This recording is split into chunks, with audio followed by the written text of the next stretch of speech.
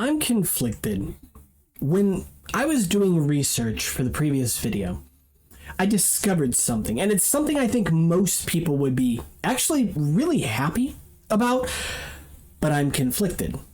And the reason for that is because, well, I've had something in the background of many of these videos for well over the past year, and it's a small build in relation to the previous video that is Scyther right here. And the reason it's been in the background of these videos for so long is because Scyther is my favorite Pokemon, at least from Generation 1. Probably ever. I've never spent too many nights losing sleep over that. But attached to that Scyther is a Magnemite. And I put it on there because when I had built this, I had it in sort of like a stand amongst several of the other Mega Construx Pokemon that I owned at the time. But I kind of took that whole thing apart, and Magnemite just stayed because it was attached to Scyther's back, and I thought it was kind of cute, right? Here's the thing.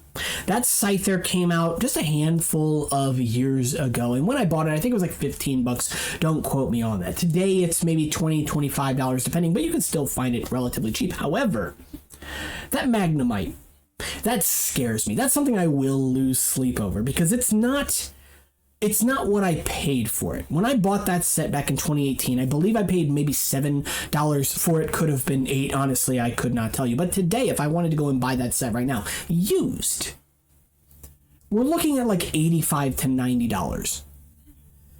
I'm conflicted. Do I sell this? Well, here's the thing. I've put out many videos on this channel critiquing this exact thing, scalping. And it's not to say that this is scalping per se, because there's a nuance involved. However, I keep this. I don't want to sell it, and if I did, I don't want to sell it for that price. It doesn't feel morally right to me. Like, I have a principled stance on this. I don't think it's worth $90. $20, maybe. Why $20 though? It's a small amount of plastic, but here's the thing. There is demand for it, right? Like 3 Magnemites make a Magneton, so I understand why people want it.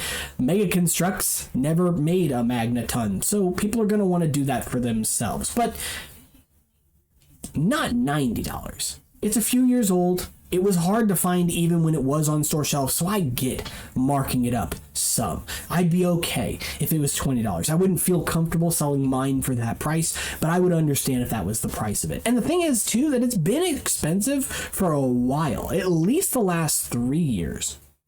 And that bothers me. Now, I'm not going to critique them. I'm not somebody who collects Mega Construx or Mega Blocks really at all. It's not my area of expertise, and so I often critique the people in my own fandom, Bionicle fans, who are very willing many times, much of the time, to absolutely scam people, to go out of their way and say, oh yes, this gold cow from 2001 that's slightly more translucent than it should be, that's $500. And that's gross. That's a real example, by the way. It's posted over on the Discord. But the thing that bothers me is there's a lot that Mega Construx didn't do. So the question for this video is, what are we looking for? What do we want from Lego Pokemon? I've been sitting on gold this whole time and I didn't even know it. That's not what I want. That's not why I get into collecting things. I'm not somebody who invests in Lego. I don't buy the things that I think are going to be expensive or leave them in the box hoping, praying, crossing my fingers that stocks go up, line goes up. No. I buy what I like. I buy the things that make me happy. That's it. Full stop. And that's good enough for me. And so, yeah, I went out of my way to pick up some of the Mega Construx Pokemon, specifically Generation 1 Pokemon, because Generation 1 is the generation I grew up with. I'm a kid of the 90s. I predate Pokemon. Wild to say that. It also doesn't feel realistic that it's 25 years old, apparently, but whatever. That's just where we're at. But the thing is that I think Lego can learn from what Mega Construx did, and more importantly, can learn to not do to avoid what Mega Construx did, because there is something that Mega Construx did that irks me to no end. There's a lot of things that I think they did well, specifically in terms of releasing Pokeball sets. I think these are smart. I don't think that Lego necessarily needs to do this. I don't think they need to do Pokeballs or pods. Those are obviously going to drive up the price of these sets if you're going to be selling them on store shelves. And ultimately, I don't think you need a Pokeball for every single one of your sets. But hey, if you disagree, That's your right. I personally would love for LEGO to continue Pokemon of this scale. I would adore that. Or maybe just a little bigger, a little smaller. This, I think, is realistic, but there are several pieces not currently in LEGO's catalog that they would need to make for something like this to work for them. Some of which I've kind of seen them dabbling in a little bit. But overall, what I think is fascinating here and where the problems lie, what LEGO needs to avoid. We'll get into that. So I think that personally, LEGO needs to choose a generation to try their best to fill out, for all intents and purposes, for what it's worth. Mega Construx, when they had the IP of Pokemon, did Pokemon dirty a lot of the time. And the reason they did was because they were so hesitant, just adverse to printing money. They did not want to put out new Pokemon. It was wild, baffling. Just give me one guess. How many times this specific Pikachu, maybe with a different face print, but this build or a build of this scale shows up from Mega Construx? Because I counted. And yes, there are different scales of it, but not including any scale larger than this one, it appears at least 25 times. I stopped counting at 25. And that's too many. That is way too many over, what, 9 years, I guess, in 2025? But don't quote me on that. They slowed down a little bit over the last couple of years. Even so, I get it. I know why you want to put Pikachu in as many sets as possible, but he appeared so many times in the Pokeball series. And when this is $7 to $8, now $8 to $9 today, alone by itself, it starts to feel really bad when in 2018 you got another Pikachu, and in literally the next series you've got another Pikachu. And it's like, okay, that hurts a little bit. Like, I get it here. Anybody who missed it the first time around, okay, cool. Poster child, I totally understand. It's got a winking expression, so it's a different expression, whatever. Although there are better ways you can handle that, honestly. But I get it. But then to do it again, in the same year, in the very next series. At this point in time, Pokemon had like well over 600 Pokemon to choose from. Why Pikachu again? And then you've got Charmander again. A little bit weird, but I understand. Starter Pokemon. Many people's favorite starter as well. Totally understand it. It's iconic. Several of these you're going to want to reproduce more than once.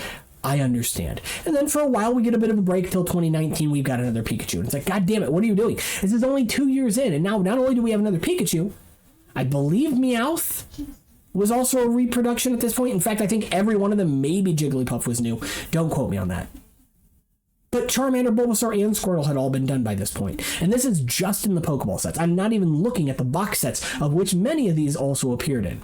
And then we go ahead and scroll down a bit more. You got Ditto for the first time in 2019. But I just saw Ditto at the store today when I was going and grocery shopping as well. You have Oddish here. Okay, great, Oddish. Except he already appeared in 2017 in a box set. It's a set that I owned, which is why I know that Abra also appeared in 2017. Did I say 2019 for this? I think 2017. Point being, a little bit annoying, right? You move down 2020, you've got Pikachu again. It's like, God damn it, LEGO, you're not LEGO. Sorry, my bad. LEGO, hopefully you handle this a little bit better. But God damn it, Mega Construx, by this point in time, you're 4 years into the run. You should have all the research and development that you need. Is it really worth putting the wink on the opposite side of the face? Like, what are you doing? You have a money printer here, and you're not taking advantage of it.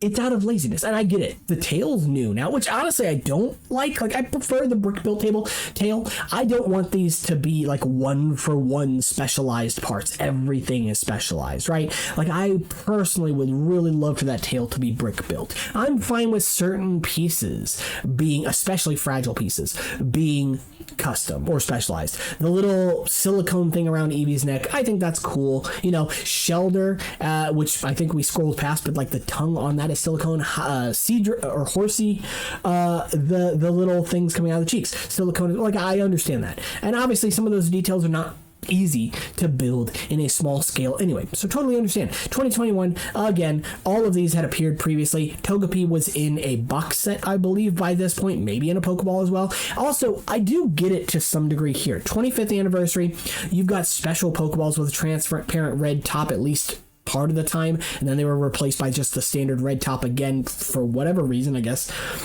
But Magikarp's a weird inclusion here, right? Like, 25th anniversary, okay, you want to do the original run, fine. Togepi makes sense because the anime, whatever, but then Magikarp? Why not like Meowth or something, right? Again, from the anime, all the other ones make sense here. Meowth would make sense here, I think. Magikarp? That's a strange choice. Maybe a Gyarados came out the same year, I don't know. But again, Gyarados had already been released. And that's the other thing, too. We haven't even scrolled through all of the Pokeballs yet, but guess how many times the large Pokemon came out? Because the other thing, the strength with sets like these is that these can focus primarily on basic Pokemon, small basic Pokemon. A Pokemon like Onix isn't going to be appearing in here. Snorlax isn't going to be appearing in here. They're just way too big. And you want to keep these roughly in scale with each other. Scyther, quite a large character in comparison to some others, so it's not going to appear in a Pokeball. But box sets, those make a lot more sense for larger Pokemon. They also make a lot more sense, in my opinion, for, let's say, under-desired Pokemon. There are many people out there that might want Magneton because Magnemite exists. Okay, I get that. So maybe you don't have to produce that Magneton. You don't have to be in a rush to do it. Maybe you just include Magnemite in more places so people can accrue them and can collect them more quickly. But what about Pokemon that really people just don't share that much care about? Many people care about a lot of Generation 1, but there are many Pokemon in Gen 1 that I don't think are anybody's favorite. You've got Tauros, you've got Execute, you've got Venonat. Like, cool, it'd be nice to have them, but is anybody going out of their way to get those? But that's why you include those, Voltorb, you know? Like, who's buying that? But you can include those in box sets so that they're still represented, but then you've got something else in the box to really draw people's focus in, and that's when you focus on larger characters like Charizard, Venusaur, Snorlax, Dragonite, Lapras. By the way, I bring those up because guess how many times Charizard, Lapras, Dragonite, and Gyarados appear. Noting the fact, by the way, that we never got Dragonair or Dratini from Mega Construx in about 10 years, in 9 years or whatever. Dragonite appears 3 times. Gyarados appears 3 times. Charizard appears at least 3 times. I could have miscounted one. Lapras appears, I believe, at least twice. Isn't that gross? Snorlax appears twice as well. Like, you start to see a pattern emerging, right? They just have this hesitancy for not wanting to produce new Pokemon. All-time favorites. Who's fucking favorite at this point? Ditto appearing here for at least a second time. And remember, I saw it at the store today, too, although that could have, I guess, been the all-time favorites on store shelves. I really don't know. Some of these kind of sit on the shelf for a very long time. I understand. I get it. Meryl, but now it has a new build that's slightly elongated. It doesn't feel right. It's sort of like pill-shaped now, but I've always seen Meryl in my head being round, so this feels weird, but maybe that's just me. I don't know. Teddiursa getting a second production here because he was also in the box set with Oddish, I believe. Many of these sets by this point in time, and this isn't even all of them. This is only up until I think 2022, maybe 23, I don't know. And then you've got the box sets.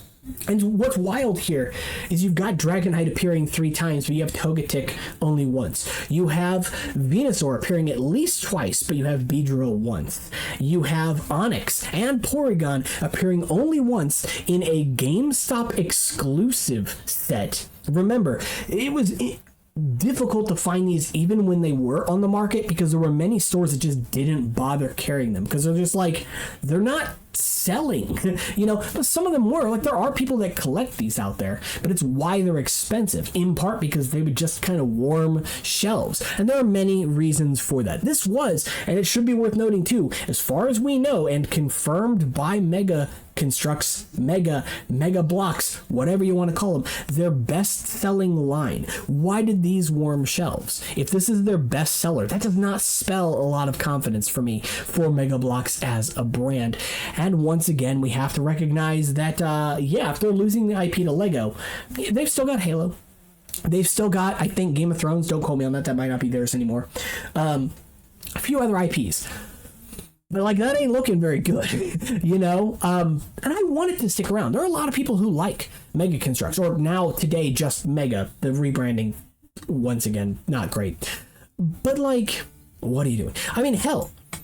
And I don't know if I scrolled past it here. I have to assume I scrolled past at least one of them. Galarian Ponyta appears more times than Ponyta does, the original one. My nose is itching like crazy. This is just kind of like a chillax video at this point now. I don't even care. It's wild to me. Gengar appears twice, though this one I kind of understand because this one was apparently an exclusive to the San Diego Comic-Con, I guess, and it's like light up eyes or whatever. The other build is very similar to it, but it doesn't have the light up eyes. Honestly, I actually kind of like the other build more, but this one's expensive too because the other one has demand, so this one's demand was driven up also. Very dumb. Slowpoke is here, but then not Slowbro, even though the builds for these two, it's like, you've already got most of it there. Come on, what are you doing? And it's just wild to me that Lego, I keep blaming Lego for Mega Construx's problems.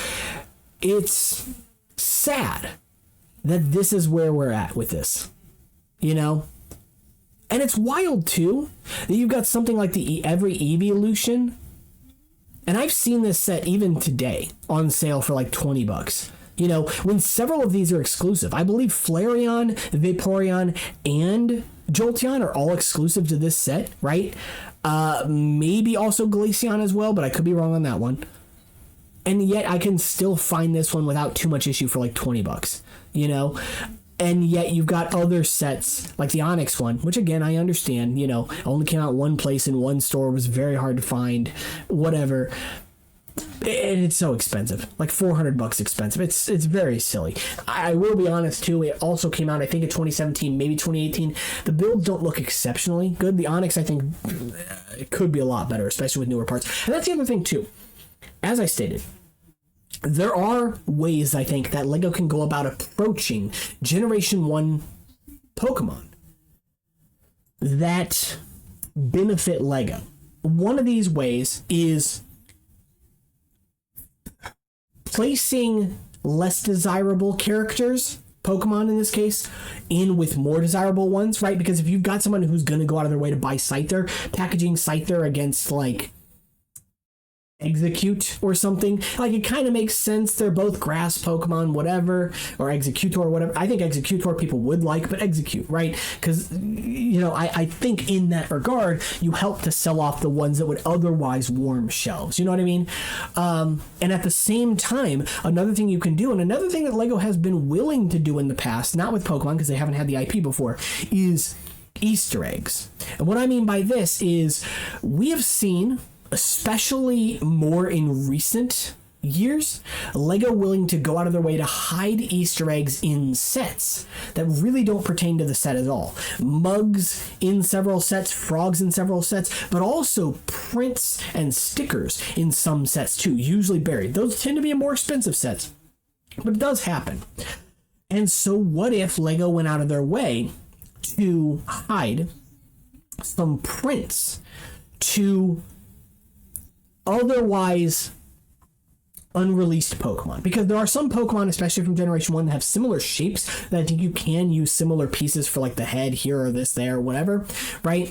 And that ultimately, if you're willing to go out of your way to make the head for a more desirable character, say Charmeleon, you know, and then use that same head mold for something like I was gonna say Kangaskhan, but I think people would want that set too, also not produced by Lego, Dratini or Dragonair, right? I think they could use a similar head to Charmeleon, at least the front, right? As Mega Construx tends to do it, the front of the Charmeleon head is a part of a build, it's not the entire build, whereas the Scyther, most of the head is just like 3 or 4 pieces. It's not a crazy amount of parts. You get the point. In that regard, right? You could hide Dratini's head or something elsewhere in a set, and then on the website getting people to funnel into learning more about your theme, right? You could have people then go onto your website to find instructions for Dratini and what sets there are needed to buy to get it, or if it's all its parts are in one set. And Lego's done stuff like this too, where they hide individual parts of a skeleton in a set, but there are enough pieces to make a full skeleton minifigure or whatever, like little things like that. Lego has expressed the ability to do this before. And there are several Pokemon I think do lend into this better than others. Dratini would not be terribly difficult to turn into Dragonair, Slowpoke into Slowbro, Magnemite into Magneton, Doduo into Dodrio. Very few parts needed to expand that, right? So rather than making like an evolution set for those where most of the parts are the same, just slightly different sizes, Maybe instead you have a battle pack set where you've got the duo as one of the Pokemon, and then interspersed with the rest of the parts, you have two more of the Duo heads or Dodrio heads or whatever printed laying just somewhere about, and they could be hidden, they could be built into a wall or something so you don't even notice them, and then the ability to build up that Pokemon. Or you could even have sets where the evolution itself is a gimmick, right? Where you like press a button and then one of the Pokemon hides and the other one flips up. Think of Lego Minecraft's Iron Golem set from very early on in that theme's run, where you built the Golem and then flipped the set and the Iron Golem came up out of the ground, whatever. Little things like that. Lego's done stuff like this many times in the past. Point being, I think that what Lego needs to do, ultimately, to summarize this video so it doesn't go on forever, is produce the most desirable sets. Where it makes sense, package those desirable sets with less desirable characters so that you can guarantee getting both, right?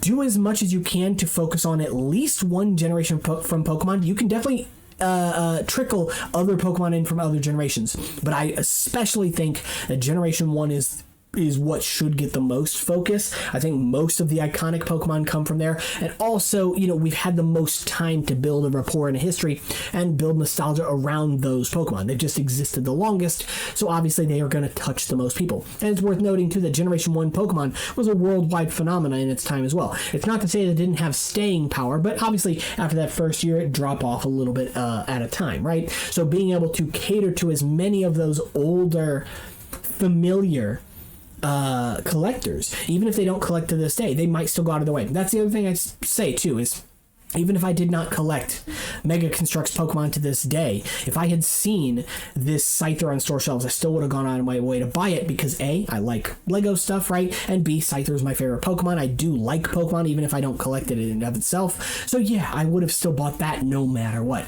But at this point in time, I was collecting some of the Mega Construx Pokemon. Lastly, as I stated before, honestly, I say Lego does not even need these. We got so many of these already from Mega Construx. It's not really necessary for Lego to put out their own take. It's not to say they can't do it, but I think this is more like a one-off or a couple times rather than every single set getting one of these, because this is going to drive up the cost quite a bit, right? So if Lego can take as many steps as they can to reduce the cost, sell them in, I don't want to say blind bags. I don't know if blind bags is necessarily a good idea. I think there are places where it works, but selling them in poly bags, essentially, right? Or cheaper packaging so that the savings Lego can make can be passed on to customers so that you're not spending $10 on this Pokemon MSRP from Lego, right? But maybe 8 or 7 or 6 or 5 if they can get it down that low, right? And then in those cases, I think it ultimately ends up working out for the best. So hopefully this video helped you. I'm kind of playing around with them now.